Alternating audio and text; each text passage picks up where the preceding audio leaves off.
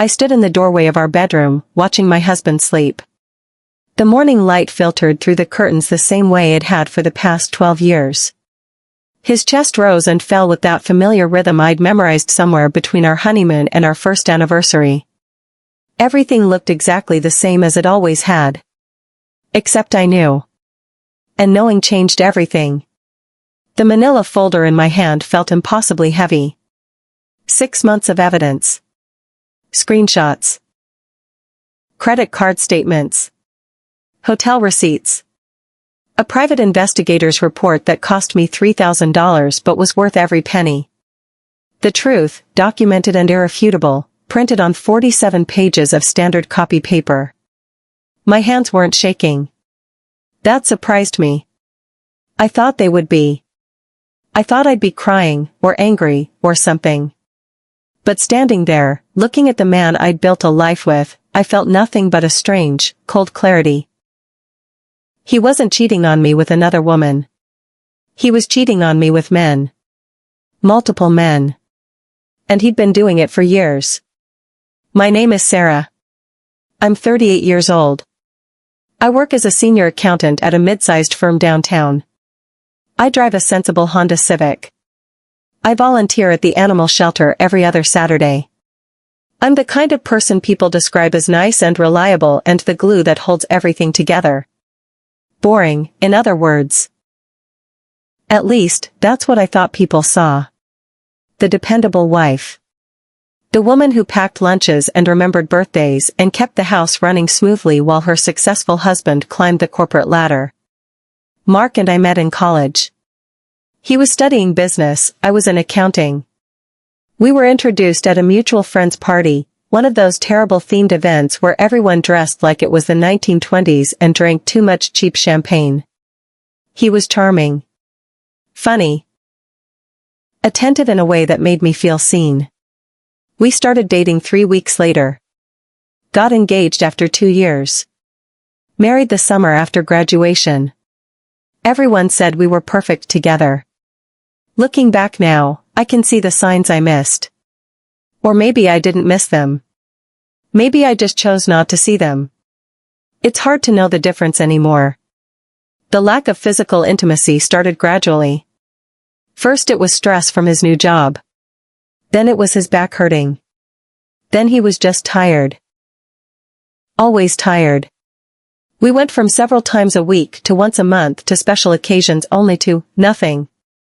For the past 2 years, we'd been roommates who shared a bed and a mortgage. I told myself it was normal. Marriage evolves. Passion fades. We were building a life together, and that was more important than sex. God, I was such an idiot. The discovery happened on a Tuesday. Not dramatically, not cinematically.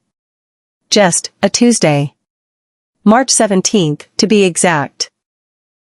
I remember because it was St. Patrick's Day, and I'd made corned beef and cabbage for dinner even though neither of us is Irish. I just like having traditions, you know? Little anchors in the routine. Mark was in the shower. His phone buzzed on the nightstand. I wasn't snooping. Not initially. I thought it might be his mother. She'd been having health issues, and I wanted to make sure everything was okay. We had that kind of relationship where checking each other's phones wasn't a violation of trust. Or so I believed. The message preview on the lock screen read, "Last night was incredible. Can't stop thinking about you." From someone named Chris. My stomach dropped. You know that feeling? Like the floor suddenly isn't solid anymore and you're falling through space? That. I stood there, staring at those words, listening to the shower running in the bathroom. The water had that particular rhythm that meant he was washing his hair. I had maybe 3 more minutes. My hands were shaking now. I unlocked his phone. Our anniversary. August 15th, 12, the password he'd been using for everything for years. The text thread with Chris opened up. I wish I could say I was shocked by what I found. That would be cleaner, somehow. More dignified. But the truth is, as I scrolled through months of messages, photos I can't unsee, plans I wish I'd never read, The truth is, something in me had known. Not the specifics. Not the details. But somewhere deep down, in that place where we store the thoughts we're too afraid to examine, I'd known something was wrong. I'd just been too scared to look. I put the phone back exactly where I'd found it. Went downstairs. Served dinner. We ate together at the kitchen table, the same way we had thousands of times before. "This is great, babe," Mark said, reaching for seconds. "You're such a good cook." I smiled. "Thanks. How was work?" He launched into a story about a difficult client. I nodded in the right places. Asked follow-up questions. Laughed when I was supposed to laugh. Inside, I was screaming. That's the thing about betrayal of this magnitude. It doesn't just break your heart. It breaks your sense of reality. Every memory becomes suspect. Every moment you thought was genuine could have been a lie. That trip to Boston for a conference? That weekend he went camping with his college buddies? The nights he worked late at the office? How much of my life had been real? How much had I been living in a story he'd constructed while he lived an entirely different life behind my back? I didn't confront him that night. Or the next day. Or the day after that. I planned. See, this is where being a boring, reliable accountant became an advantage. I'm good at details. I'm good at documenting. I'm good at building an airtight case. If I confronted him immediately, it would be my word against his. He could delete the evidence. Gaslight me. Tell me I was imagining things or misinterpreting innocent friendships. He could make me doubt what I'd seen. So I didn't give him that chance. I went through our shared computer that first night while he snored beside me. Saved copies of everything to an external hard drive I bought with cash. Bank statements showing charges at hotels in the city on days he claimed to be working late. Credit card statements with purchases at stores and restaurants I'd never been to. Email receipts for things that never made it home. I created a new email account he didn't know about. Forwarded everything to myself. Took screenshots. Backed up his cloud storage before he realized he should probably hide things better. The more I dug, the worse it got. This wasn't a recent thing. This wasn't a moment of weakness or a midlife crisis. The earliest evidence I found went back 7 years. 7 years of hotel rooms and secret meetings and a whole second life I knew nothing about. We'd been married 12 years. That means for more than half our marriage, this had been going on. I hired the private investigator 3 weeks after my discovery. His name was David Chen, and he had a small office in a strip mall between a nail salon and a tax preparation service. He was maybe 50, with kind eyes and a wedding ring that looked like it had been worn smooth by decades of wear. I get a lot of cases like this, he told me during our initial consultation. More than you'd think. I'd brought my own folder of evidence. Laid it out on his desk like I was presenting a quarterly report. He flipped through it methodically, his expression never changing. "You've done good work here," he said finally. "Most people come to me with a feeling. You come with documentation." "I need more," I told him. "I need it to be irrefutable. I need photographs. Video if possible. I need evidence that would hold up in court." He studied me for a long moment. "Are you sure you want to see that? It's one thing to know something intellectually. It's another to have visual proof." "I'm sure." I wasn't sure. But I said it anyway. David was worth every penny. Over the next 3 months, he followed Mark. Documented his movements. Captured him meeting men at hotels, at bars, at an apartment in a neighborhood across town that apparently belonged to someone named Chris from the texts. He compiled it all into a report that read like a novel about someone else's life. Timestamps and GPS data and photographs that I forced myself to look at once, just once, burning every detail into my memory before I filed them away. My husband, kissing a man outside a coffee shop.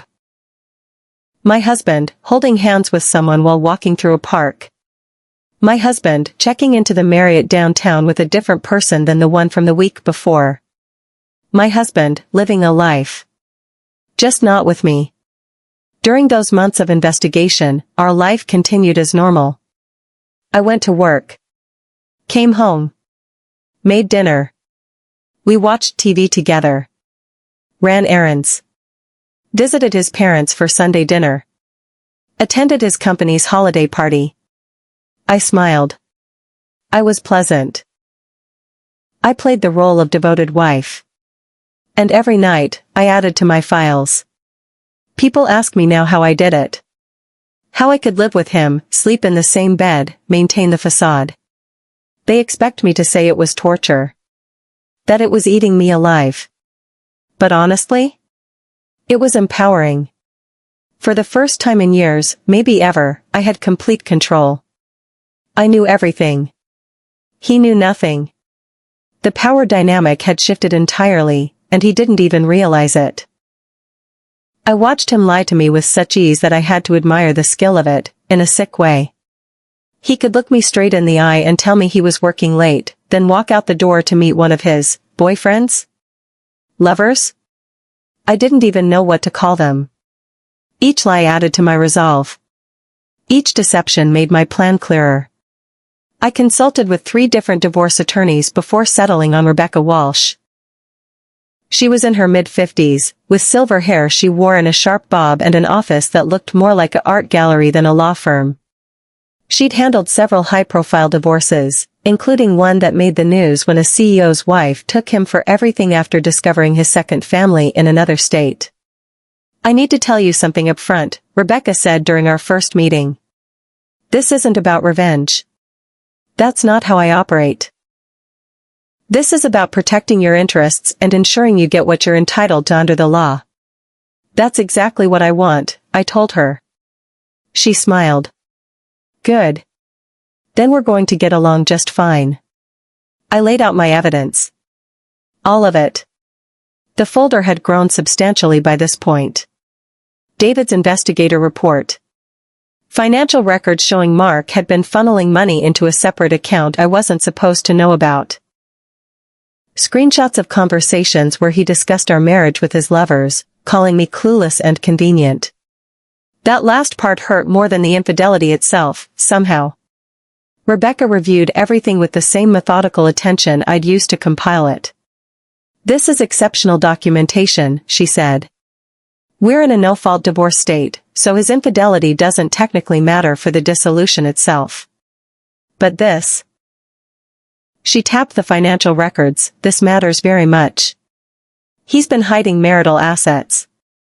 That's fraud. What are my options? Well, normally I'd counsel trying mediation first. It's faster, cheaper, less emotionally destructive. But in this case? She looked at me over her reading glasses. I think we go for the throat. I filed for divorce on a Thursday. Not just any Thursday. The Thursday before his company's annual shareholders meeting.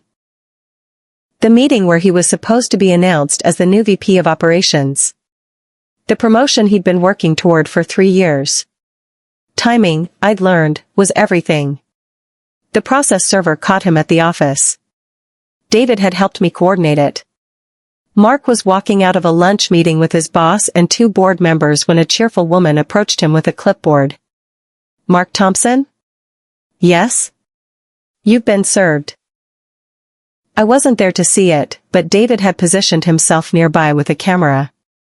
He sent me the photos later. The look on Mark's face as he opened the envelope. The color draining from his skin as he realized what he was holding. His boss looking concerned in the background. Perfect. He called me 47 times that afternoon. I ignored every call. He texted. Hundreds of texts. Starting with confusion, what's going on, moving through denial, this must be a mistake. Sliding into panic, we need to talk, and finally landing on anger, how could you do this to me? I was at work, sitting in my cubicle, watching the notifications pile up on my phone. My colleague Janet noticed I was smiling. Good news? She asked.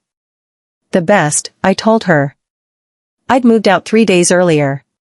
Packed up my things while he was on one of his business trips. Took the furniture I'd inherited from my grandmother, my clothes, my books, all my personal items. Left the house staged like a showroom. Empty hangers in the closet. Blank walls where my photos had been. The kitchen stripped of every pot and pan I'd brought into the marriage. I'd rented a 2-bedroom apartment across town. Nothing fancy. But it was mine. Completely, entirely mine. That first night, sleeping in a new bed in a new space with silence that belonged only to me, I slept better than I had in years. Mark showed up at my apartment the next evening. I'd been expecting it. Had the chain lock engaged and my phone ready to call the police if needed. He pounded on the door. Sarah. Sarah, please. We need to talk. I opened it the 3 inches the chain allowed. Looked at him through the gap. There's nothing to discuss, I said calmly. All communication goes through my attorney. This is insane. You can't just. Can't what, Mark? Can't leave? Can't get divorced? Can't stop letting you lie to me every single day? His face did something complicated. Confusion and fear and the beginning of understanding. I don't know what you think. I pulled out my phone. Pulled up one of the photos David had taken.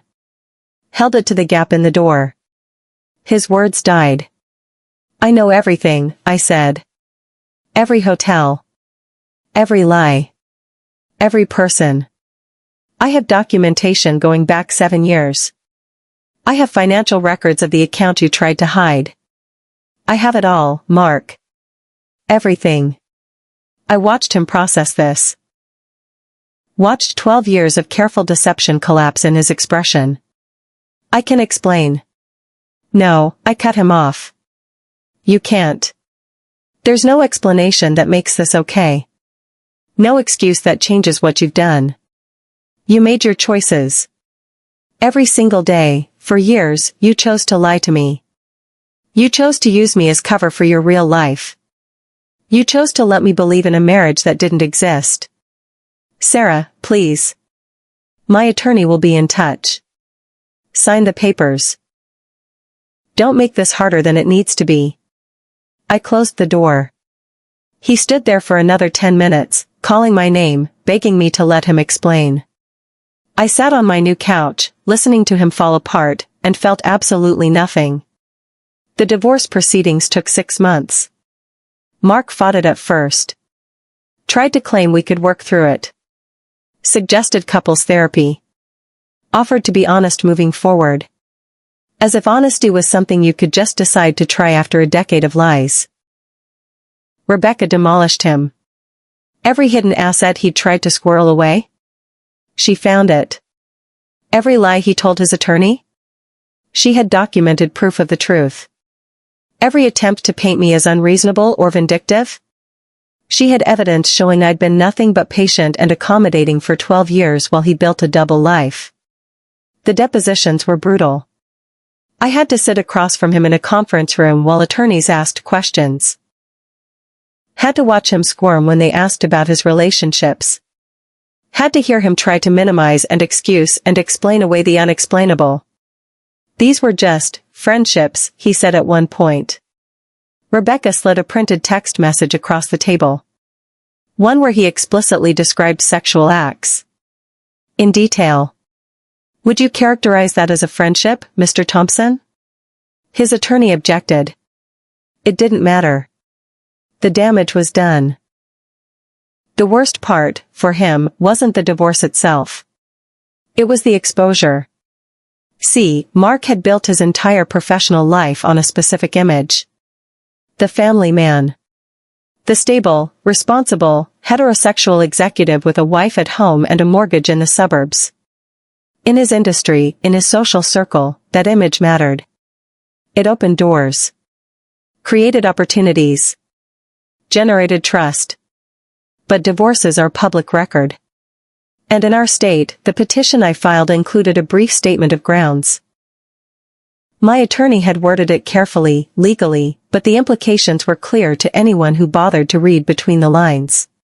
His colleagues read between the lines. His boss read between the lines. The board members who were about to promote him definitely read between the lines. The promotion evaporated. Just gone. They gave it to someone else. Said they were going in a different direction. Everyone knew what that meant. Mark blamed me, of course. His attorney tried to argue that I'd intentionally sabotaged his career. That the timing of the filing was malicious. That I should be sanctioned for calculating my moves to cause maximum professional damage. Rebecca's response was beautiful in its simplicity. My client filed for divorce because she discovered her husband had been engaging in extramarital affairs for the majority of their marriage. The timing of that filing is irrelevant to the facts of the case. If Mr. Thompson's career has suffered as a result of his own choices becoming public knowledge, that is not Mrs. Thompson's fault. The judge agreed. I learned things about Mark during discovery that I wish I didn't know. The affairs, plural, had started even before we got married. There was evidence of relationships during our engagement. During our wedding planning. Possibly even on our wedding day itself, though I couldn't bring myself to dig that deep. Our entire marriage had been a lie from the very beginning. He'd never wanted me. Not really. He'd wanted the life I represented. The cover story. The acceptable facade.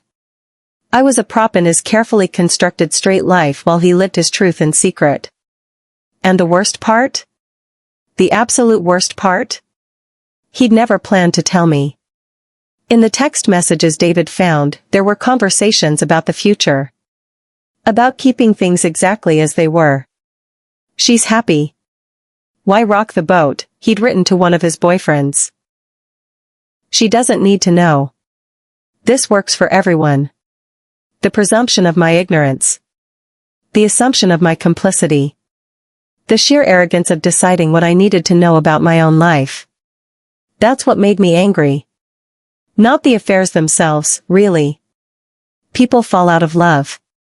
Sexualities are complicated. I could have understood that, maybe, if he'd been honest. But the lies.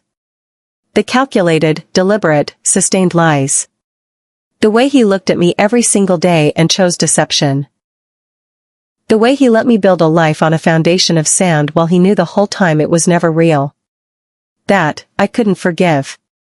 My friends divided into two camps when the news got out. Camp 1, the supportive. These were the women who rallied around me immediately. Who brought wine and tissues and fury on my behalf. Who said things like I always knew something was off about him, which wasn't helpful but I appreciated the sentiment. Who offered to slash his tires or key his car, which I declined, because I'm vindictive but I'm not stupid. Janet from work became my closest ally. She'd been through her own ugly divorce 5 years earlier and understood the emotional roller coaster in a way others couldn't. Some days you'll be fine, she told me over drinks one evening. You'll feel strong and independent and glad to be free. Other days you'll cry over a TV commercial because the couple reminds you of what you thought you had. Both reactions are valid. Feel them all. She was right. The grief came in waves. Not grief for Mark, exactly. Grief for the life I thought I was living. For the future I'd imagined. For the version of myself who believed in fairy tales. Camp 2, the skeptical. These were the people who thought I was overreacting. Who suggested I should have tried harder to make it work. Who whispered that maybe I'd driven him to it somehow. That maybe if I'd been more, fill in the blank, attentive, attractive, adventurous, he wouldn't have needed to look elsewhere. These people got quietly removed from my life. I didn't have the energy to argue with them. Didn't need to justify my choices to anyone who thought staying with someone who'd lied to me for years was somehow the noble option. Mark's mother called me 6 weeks into the proceedings. Diane. We'd always had a good relationship. I'd spent countless Sundays at her house, helped her with her garden, listened to stories about Mark's childhood. She'd told me once that I was the daughter she'd never had. "Sarah," she said when I answered, her voice tight with emotion. "Please tell me this isn't true. Please tell me there's been some misunderstanding." "I'm sorry, Diane. It's true." Silence on the other end. "Then," he says, "you're making it up. That you found some texts taken out of context and jumped to conclusions." "Of course he did. I have documentation," I said gently. "Photos. Videos.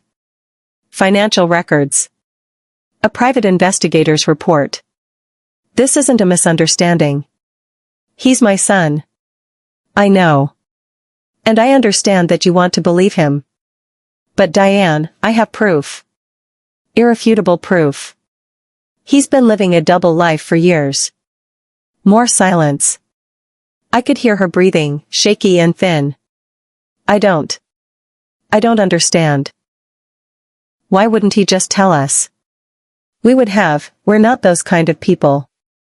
We would have accepted." "I don't know," I interrupted.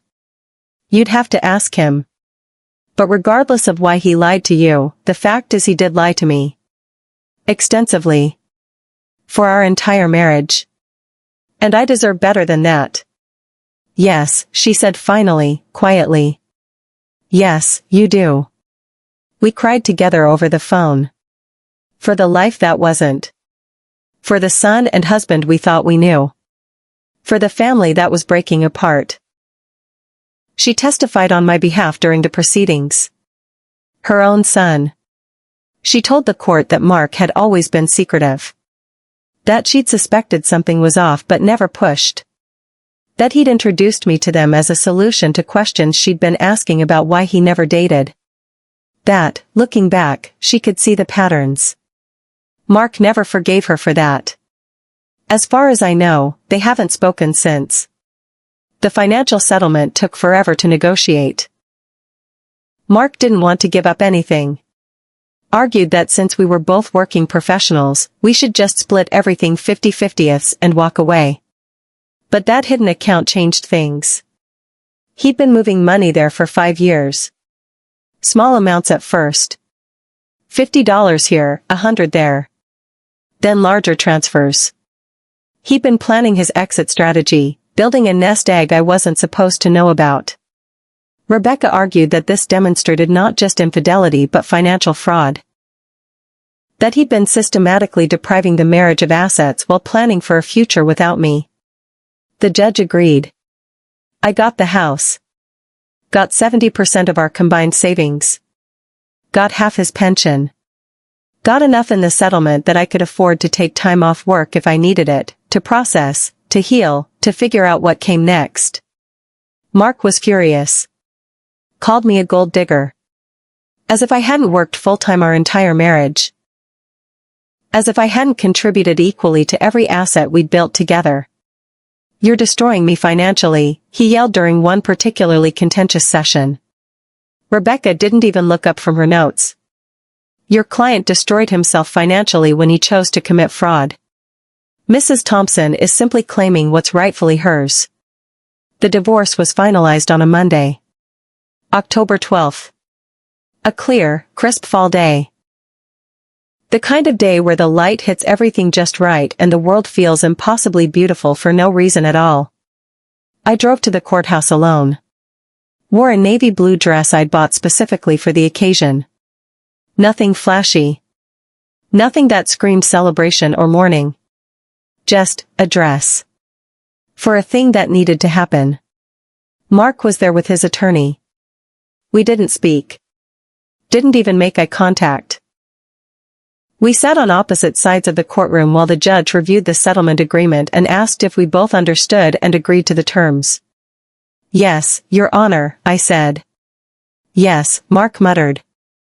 The judge signed the papers. Declared us divorced. Wished us both well. And just like that, it was over.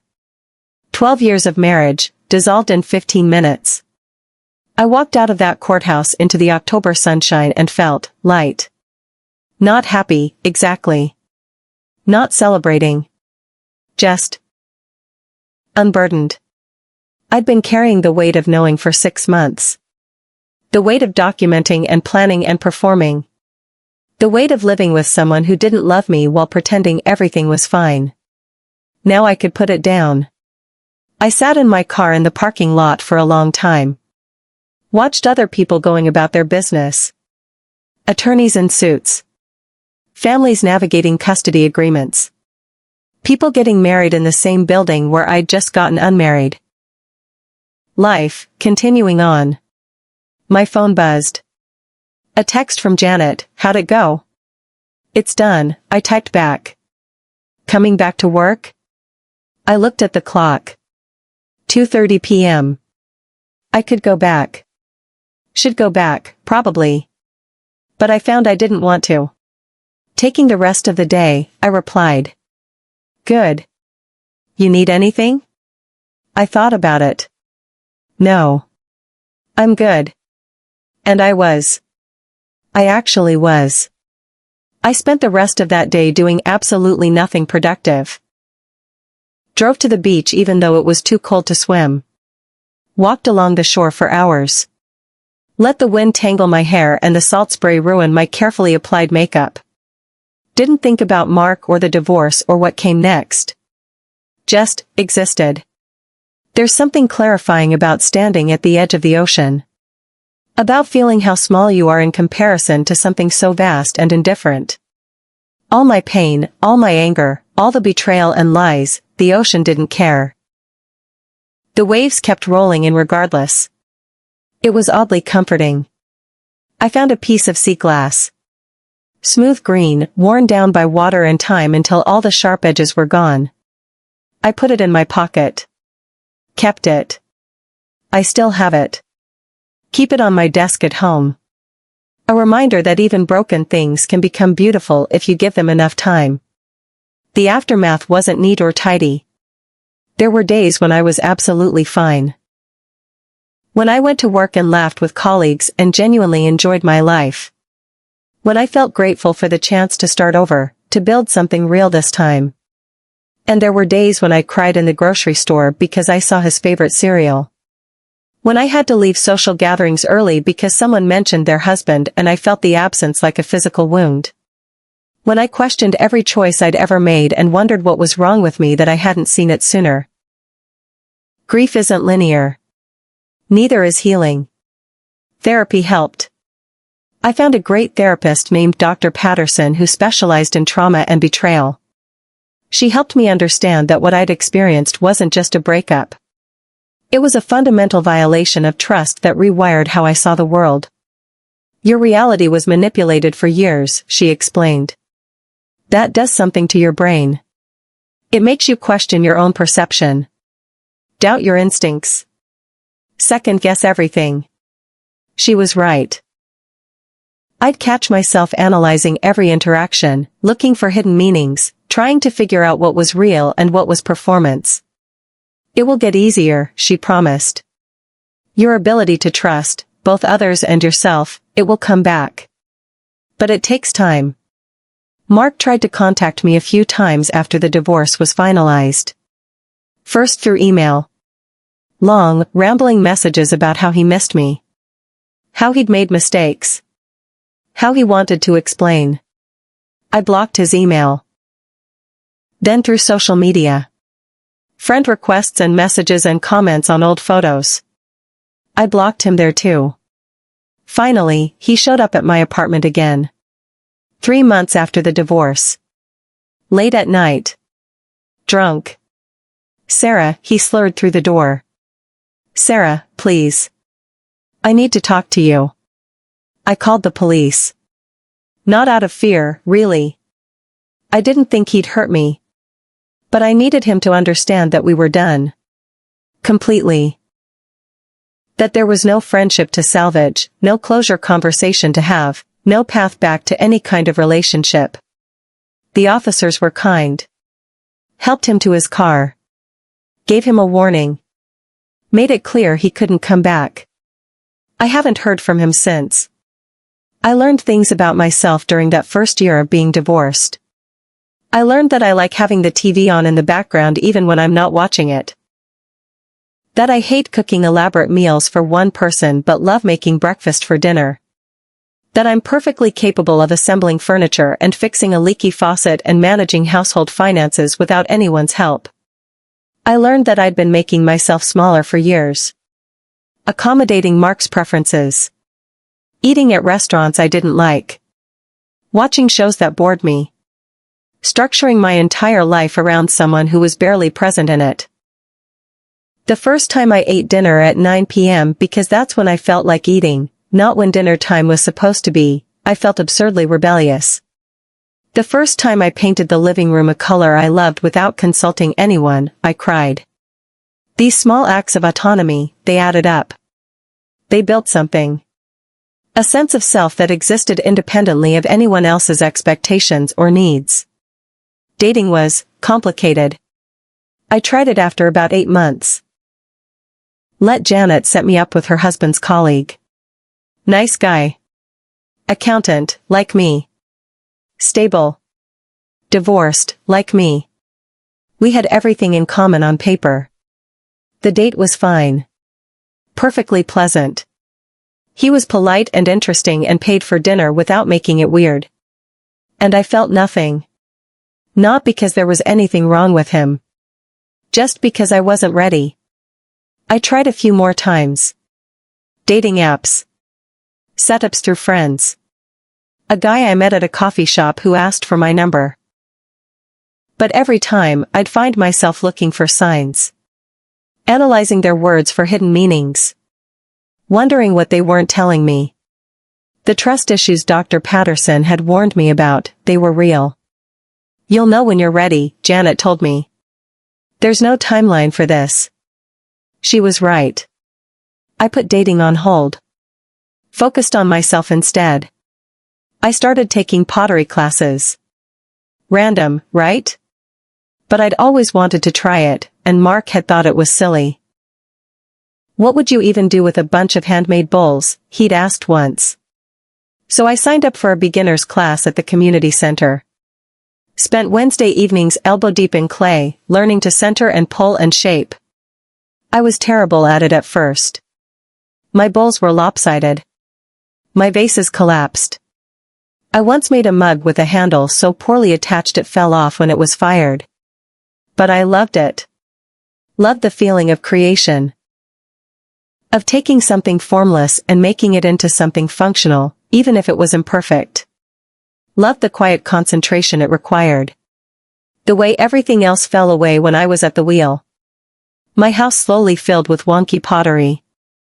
Plates and bowls and cups that didn't quite match but were unmistakably mine. On the 1-year anniversary of filing for divorce, I threw a party. Not a big thing. Just a few close friends. Wine and cheese and too much chocolate. We sat on my back porch, in my house that was now entirely mine, and talked and laughed and celebrated survival. To Sarah, Janet toasted, raising her glass. Who went through hell and came out stronger. To being free, I replied. We drank to that. Later, after everyone left, I sat alone in the quiet.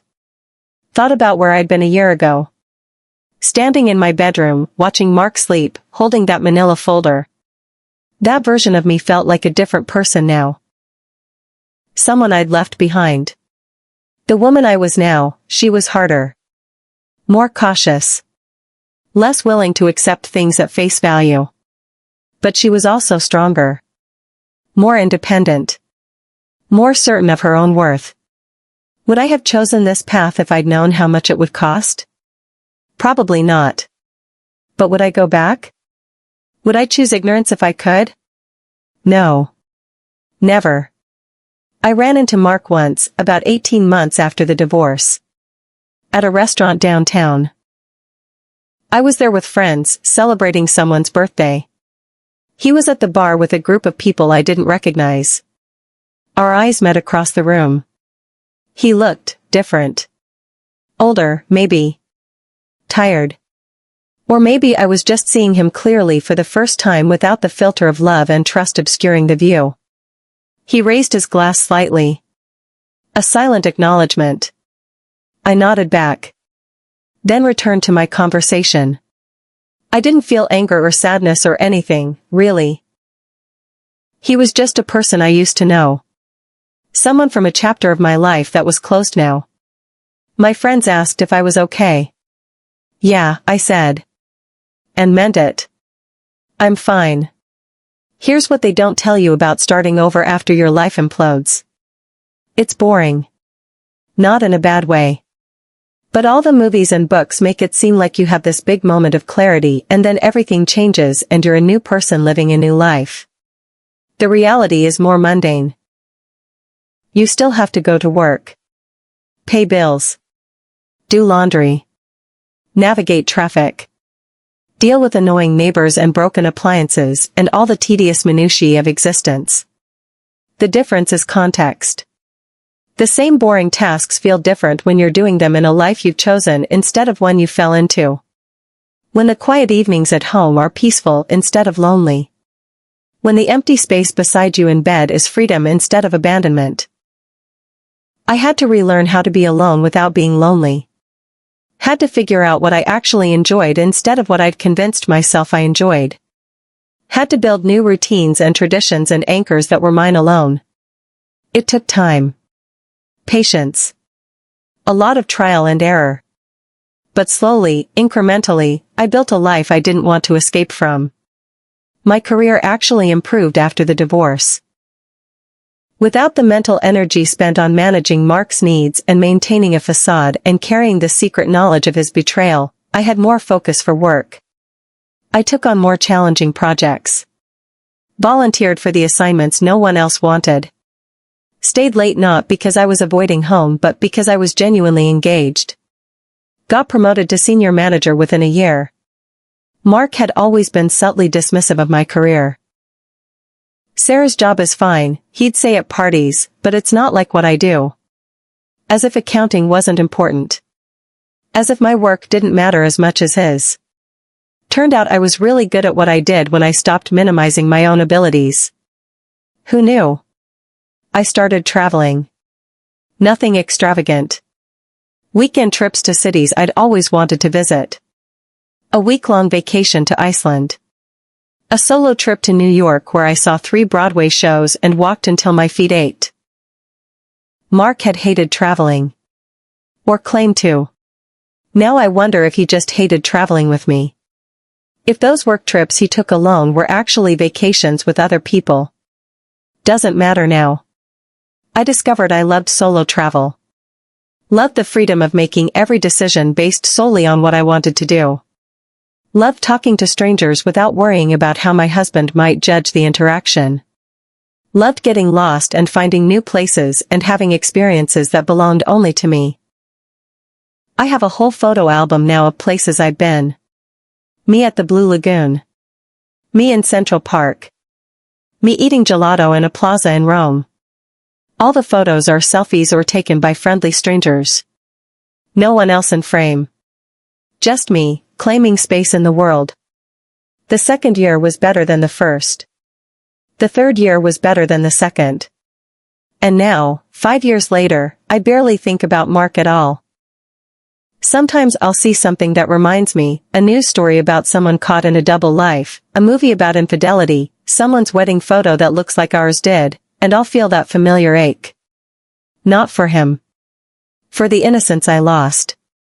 For the person I was who believed in fairy tales. But mostly, I'm just living. I have friends who care about me. A career I'm proud of.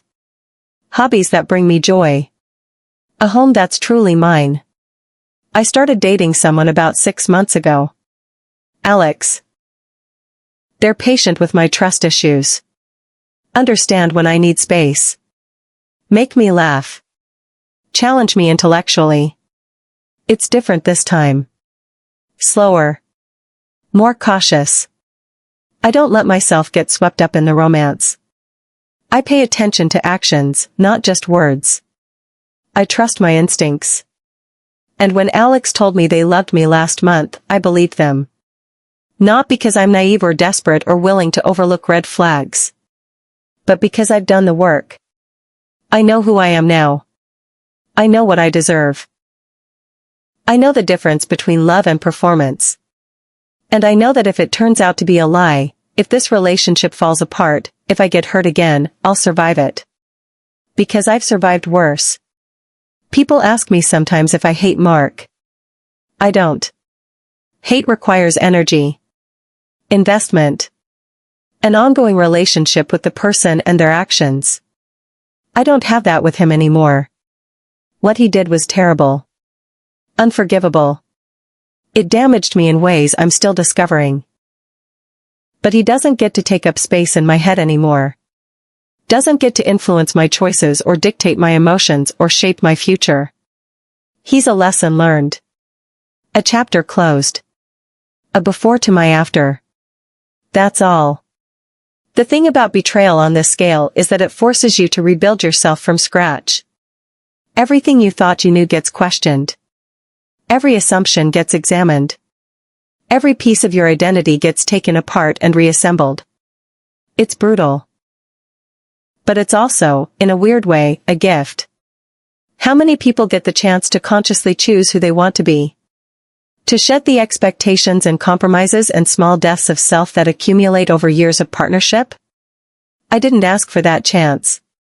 Wouldn't have chosen it. But I got it anyway. And I made something good from it. I keep the manila folder in a box in the back of my closet. Haven't looked at it in years. Don't need to. The evidence it contains proved its purpose. Won me my freedom. Gave me my life back. Sometimes I think about throwing it away.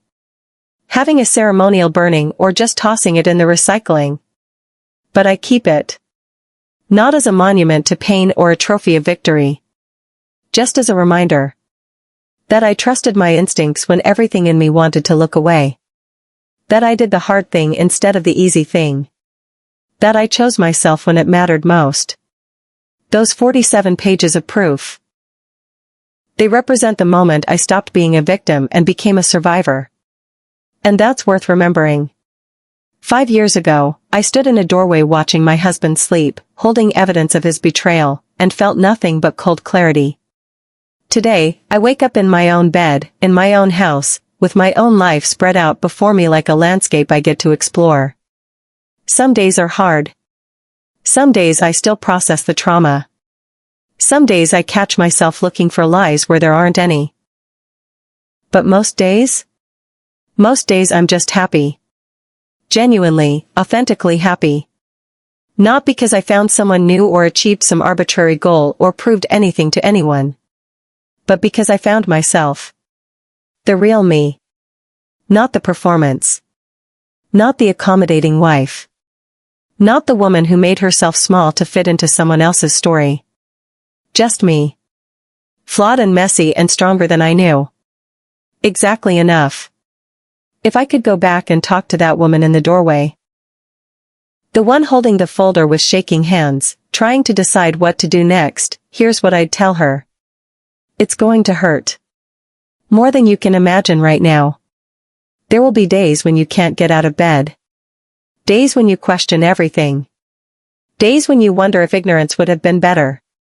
But you're going to make it. You're going to do the hard thing. You're going to document everything. You're going to hire the investigator. You're going to file the papers. You're going to sit in that lawyer's office, and that therapist's office, and that divorce court, and you're going to feel like you're dying. But you won't die. You'll survive. And then, slowly, you'll do more than survive. You'll build something beautiful from the ruins. You'll discover parts of yourself you didn't know existed. You'll learn that you're capable of more than you ever imagined. You'll become the person you were always meant to be. So take a deep breath. Open that folder. Start documenting. Choose yourself. It's the best decision you'll ever make. I found out my husband was gay. I gathered evidence. I filed for divorce. And I got my life back. That's the story. But really, it's not about him at all. It's about me. About choosing truth over comfort. About demanding respect and honesty and real love instead of settling for performance. About learning that sometimes the bravest thing you can do is walk away from something you've invested years in building. About discovering that you can survive anything, even the complete destruction of the life you thought you had. About starting over and finding out that starting over is actually starting right. 5 years later, I'm not the same person I was. I'm better. Harder in some ways. Softer in others. More careful with my trust but more generous with my love. More aware of my worth and less willing to compromise it. More myself than I've ever been. And if that's what came from the ashes of my marriage, if this is what I built from the rubble, then maybe, just maybe, it was all worth it. Not the betrayal itself. That will never be worth it. But what I became because of how I handled it. That's priceless. So here I am. Sarah. 38 years old. Senior manager at my firm. Owner of a home filled with wonky pottery and books and silence that belongs only to me. Survivor of betrayal. Builder of a new life. Proof that you can start over. And not just start over, thrive. I used to be the woman who packed lunches and remembered birthdays and kept the house running smoothly. I'm still that woman. But I'm also so much more. I'm the woman who trusted her instincts. Who did the hard thing. Who chose herself when it mattered most. I'm the woman who looked at the destruction of her life and said, okay. What can I build from this? And then I built something extraordinary. The manila folder sits in its box in my closet. The sea glass sits on my desk. The divorce decree is filed away in a cabinet. And I'm here. Living a life I chose instead of one I fell into. Loving people who deserve it and who love me back honestly. Building a future on a foundation of truth instead of lies. It took 5 years to get here. 5 years of grief and healing and discovery and growth. 5 years of becoming. And I'd do it all again.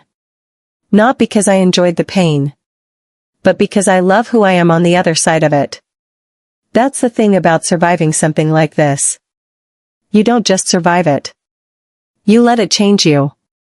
You let it teach you. You let it show you what you're made of.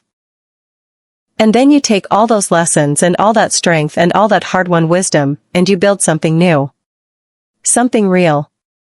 Something yours. That's what I did. That's what I'm still doing.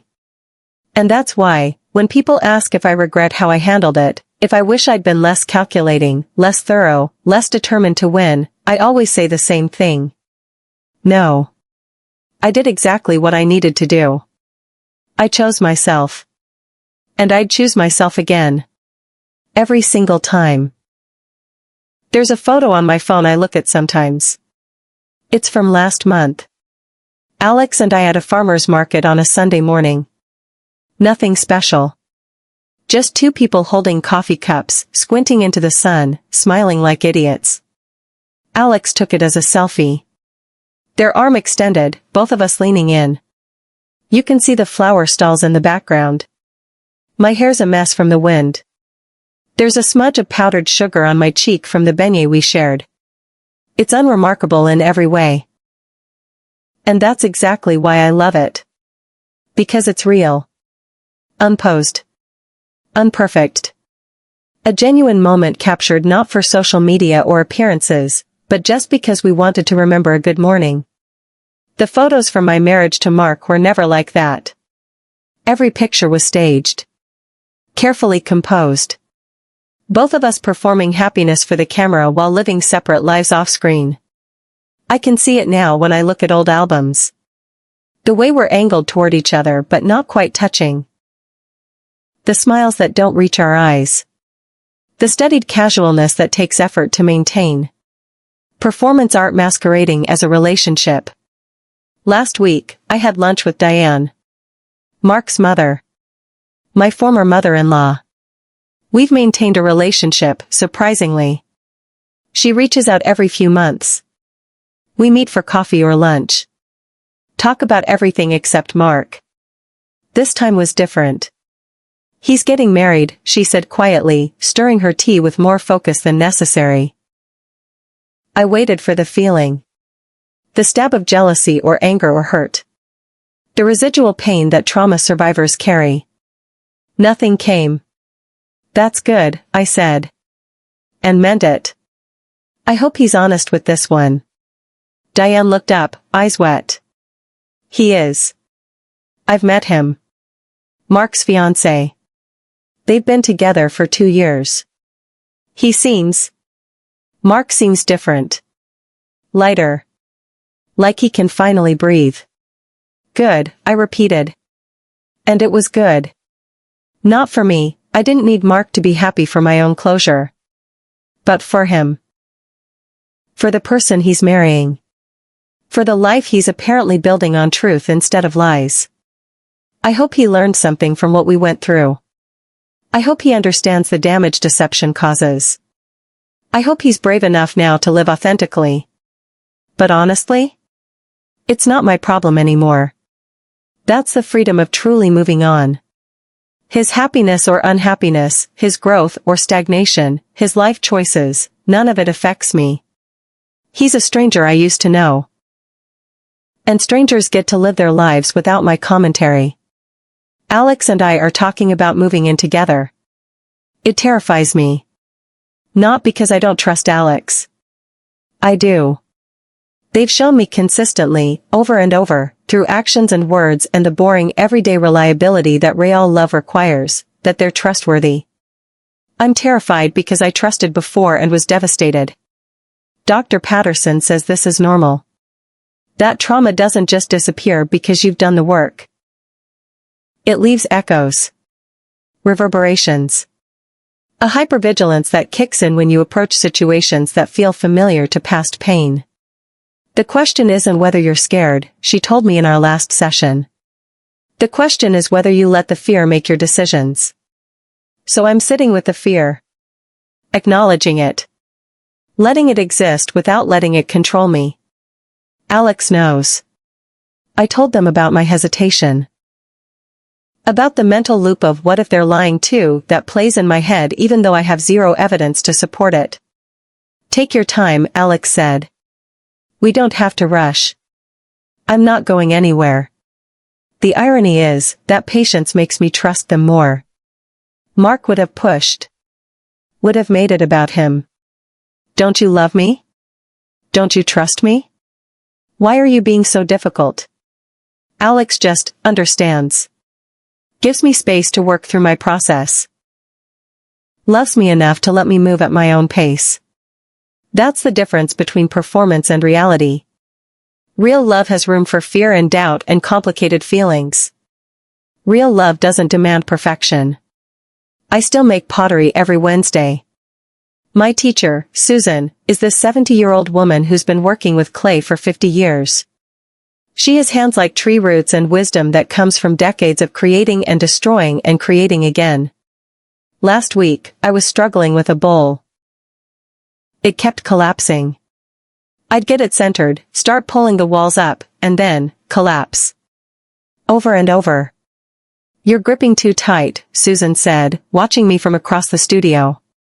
You're trying to control it instead of guiding it. She came over. Put her hands over mine. Showed me how to apply pressure without strangling the clay. Let it have some movement, she said. Trust the process. The bowl stayed up. We glazed it yesterday. It's in the kiln now. I'll pick it up next week. But the lesson stuck with me. How much of my life have I spent gripping too tight? Trying to control outcomes instead of guiding processes? Demanding certainty instead of trusting movement? The marriage taught me to be vigilant. To document. To verify. To never fully trust. But maybe healing means learning to loosen my grip again. Not naively. Not stupidly. Not returning to blind trust. But consciously choosing to engage with life without strangling it. To let things have movement. To trust the process. Next month is the anniversary. 6 years since I found those texts. 6 years since my life exploded and reformed. I used to mark the date. Have a private moment of reflection. Acknowledge the before and after. This year, I almost forgot about it. Had to check my calendar to confirm the date. Realized it's coming up only because I was scheduling other things around it. That's growth, I think. When the trauma anniversary becomes just another day. When the defining moment of your pain becomes background noise instead of the main event. I'm not the woman who was betrayed anymore. I'm not even the woman who survived betrayal. I'm just a woman. Living her life. With a past that shaped her but doesn't define her. If there's a moral to this story, I'm not sure what it is. Don't trust people? That's too cynical. Always investigate? That's too paranoid. Document everything? That's too exhausting. Maybe it's simpler than that. Maybe it's just, choose yourself. When the choice is between your peace and someone else's comfort, choose your peace. When the choice is between truth and convenience, choose truth. When the choice is between staying in something familiar but toxic or walking into something unknown but honest, walk. It won't be easy. It will hurt like hell. You'll question everything. You'll have moments of doubt and regret and overwhelming grief. But on the other side of that pain is a life you actually chose. A life built on truth instead of lies. A life that's authentically, completely yours. And that's worth every hard moment it takes to get there. I'm sitting on my back porch as I think about all this. It's early evening. The light is going golden. There's a breeze that smells like jasmine from the neighbor's garden. Alex is inside, making dinner. I can hear them singing off-key to some playlist, occasionally swearing when something doesn't cooperate. In an hour, we'll eat together. Talk about our days. Maybe watch something mindless on TV. Maybe sit in comfortable silence. Later, I'll go to my pottery class. Come home. Kiss Alex goodnight. Tomorrow, I'll go to work. Have meetings. Solve problems. Come home again. It's all beautifully, perfectly ordinary. The life I built from ruins. The life I chose. And sitting here, watching the sun set over my garden, listening to Alex massacre a pop song in my kitchen, I feel something I couldn't have imagined 6 years ago. Contentment. Not happiness as a constant state. Not joy as a destination. Just contentment. The deep, quiet satisfaction of living a life that's true. That's the real victory. Not the divorce settlement or the evidence folder or the moment Mark's facade crumbled. This ordinary evening. This honest life. This version of me who knows what she's worth and refuses to settle for less. I found out my husband was gay. I gathered evidence and filed for divorce. And on the other side of that devastation, I found myself. That's the story. And it's still being written.